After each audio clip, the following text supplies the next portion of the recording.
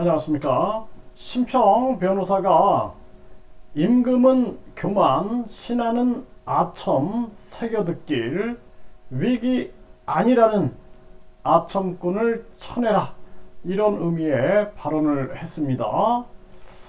네, 심평 변호사, 윤석열 멘토로 불렸던 그러한 사람입니다. 김기현 후원회장을 했었죠. 그래서 뉴스원에서 이렇게 보면은 심평, 임금은 교만, 신하는 아첨 새겨듣길 위기 아니라는 아첨꾼을 쳐내라, 이렇게 발언을 하고 있습니다. 심평 변호사가 윤 대통령에게 주변의 간신배들을 물리치지 않는다면 큰일 난다며 위기 경보를 거듭 보냈다라는 것입니다.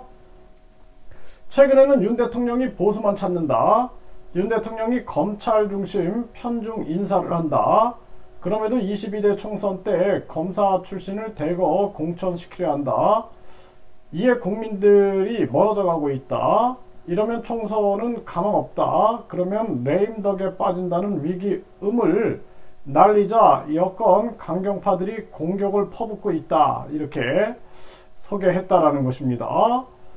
이게 참 안타까운 일이 아닐 수가 없고요.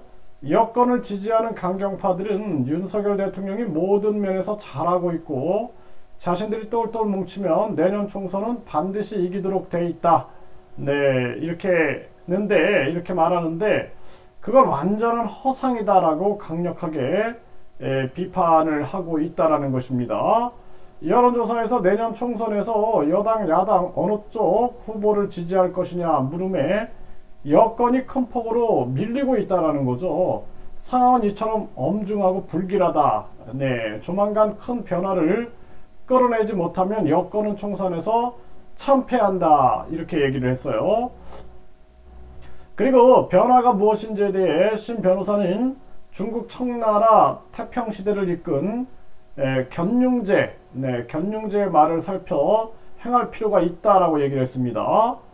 견융제가 짐이 모든 역사를 볼 때 신하는 언제나 아첨하고 임금은 언제나 교만했다라며 이는 위대한 황제의 통렬한 자기 반성이라고 지적했다라는 것입니다.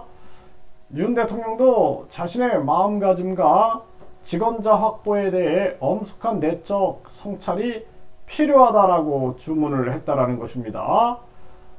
모든 여론조사 집회에서 이미 빨간불이 켜졌는데 이를 무시하고 앞으로 불리한 일은 절대 일어나지 않을 것, 머리 조아리며 아첨하는 사람들을 측근에서는 배제해야 마땅하다고 아첨꾼을 쳐내라고 했다라는 것입니다. 이게 참 안타까운 일이 아닐 수가 없습니다. 이 국민들은 느끼고 있는데 이 둘러싸여 있으면 본인은 못 느끼고 있는 거죠. 심평, 윤 대통령 아첨하는 사람들 측근에서 배제해야 한다. 심평, 윤 위기라는 아첨꾼 쳐내라. 이러한 기사들이 쏟아져 나오고 있습니다. 안타까움을 금할 수가 없어요. 우리 국민들이 너무나 고통스러운 시간들을 보내고 있습니다. 희망이 없는 거죠.